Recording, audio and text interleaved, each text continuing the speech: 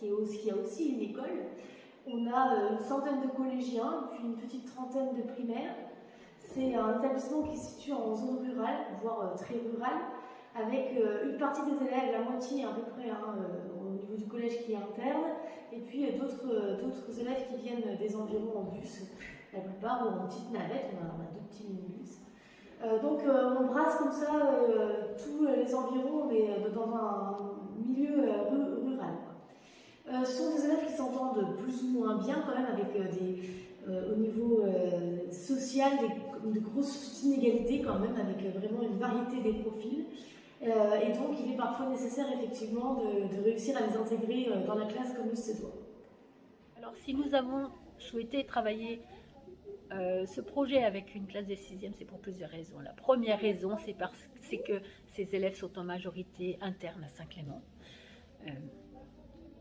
Que si nous avons la possibilité à 17h de sortir de l'établissement, d'aller faire du sport, d'aller côtoyer d'autres personnes, eux n'ont pas cet échappatoire.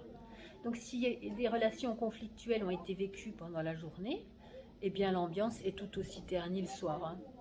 Alors je pense qu'il faut trouver des solutions. Une autre raison aussi, c'est que ces élèves sont jeunes et que s'il n'est jamais trop tard, il n'est jamais trop tôt non plus pour montrer qu'on peut travailler dans des conditions sereines, dans une ambiance détendue, et que ça favorise les apprentissages. Si nous, on exige d'eux qu'ils soient motivés, concentrés, il faut qu'eux aussi soient disponibles. Et enfin, c'est pas la moindre des raisons, on a dans nos établissements maintenant des élèves à besoins particuliers qui doivent être intégrés.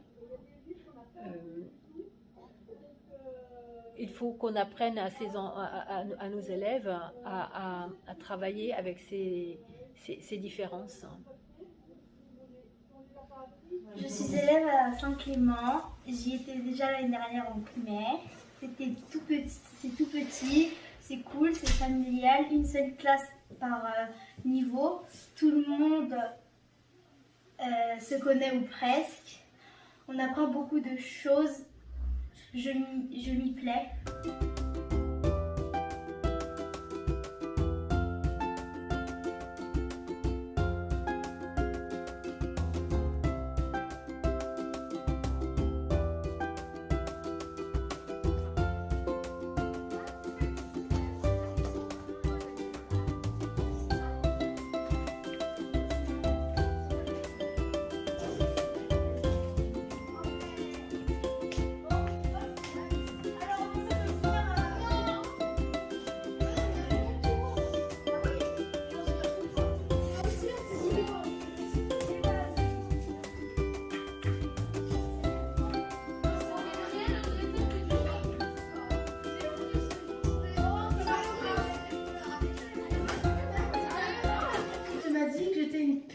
Dans ma façon de parler et de m'habiller et de me coiffer. Ta mère, la pute. Dans un second temps, les élèves se sont vus distribuer d'autres post-it sur lesquels ils devaient noter la qualité, la valeur positive pour laquelle ils voulaient être reconnus. Ils sont venus coller ces post-it au tableau et puis nous leur avons demandé d'expliquer ce qu'ils entendaient par là. Donc là, on a eu droit à un bel échange. Vient le moment où on leur demande de noter sur un second post-it une qualité qui serait la leur et qu'ils voudraient voir reconnue auprès de leurs camarades. Et là, c'est un moment plus que délicat, c'est un moment douloureux parce qu'en fait, il y a plusieurs élèves, il y en a 2 ou moins, qui ne savent pas reconnaître chez eux une valeur positive. Ils ne voient pas de quoi on parle, ils disent que c'est impossible, qu'ils ne voient pas comment ils pourraient se définir positivement.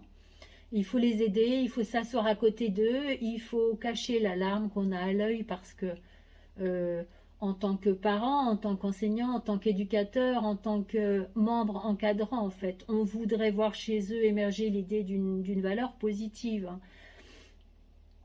Alors, ce qui est douloureux, c'est que les élèves se définissent par le manque. On n'est jamais assez. Enfin, c'est ce que j'entends. Je suis pas assez rapide. Je ne cours pas assez vite. Hein. Je ne m'habille pas comme les autres. Ils se définissent systématiquement par le manque, alors qu'ils pourraient se définir, alors qu'on devrait leur apprendre à se définir par ces valeurs qui sont en eux.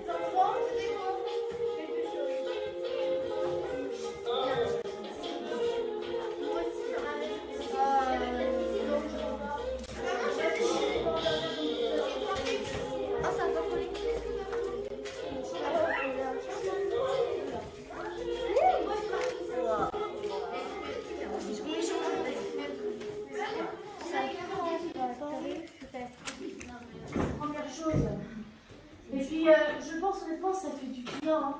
Ça fait du bien de s'en débarrasser de ces étiquettes qu'on vous colle et tout. Pour terminer cette activité, nous sommes allés dans le parc thermal, qui est situé à 400 mètres de l'établissement et qui doit faire 1 hectare, 1 hectare 5. Et nous avons demandé aux élèves de trouver dans cet espace naturel un élément très en lien avec la nature qui les définirait. Alors à l'issue, nous sommes retournés en classe et nous avons demandé que pour la prochaine fois, les élèves reproduisent, dessinent leur photocopie, photographie, l'objet en question sur un petit carton que nous leur avions distribué et que surtout, ils justifient par 1 ou 2 phrases leur choix. Alors, nous avons récupéré ces cartons et nous les avons conservés dans un petit coffre que nous comptons ouvrir lorsque l'occasion se présentera, lors d'un conflit éventuellement, ou alors lorsque les élèves en auront tout simplement envie, afin de remettre un peu d'ordre dans leurs idées, lorsque l'ambiance sera à nouveau conflictuelle. Rien n'est tout à fait défini. Et puis, nous comptons aussi présenter ces cartons lors des portes ouvertes. Bon, quand j'étais dans mon ancienne école, je fumais, j'étais petit et tout, donc on me disait que j'étais petit, etc. Et un jour, il y en avait traité de brindille vu que j'étais mec, du coup,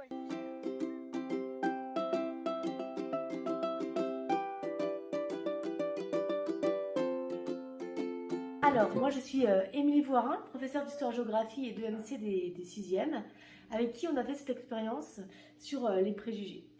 Le retour immédiat, il a été incroyable, notamment en termes d'ambiance de classe. Quand on l'a fait, c'était pesant, c'était lourd et en même temps tellement libérateur qu'on a tout de suite eu envie de refaire cette expérience. Ça leur a vraiment permis d'apprendre à se connaître. C'est une classe qui avait des difficultés relationnelles.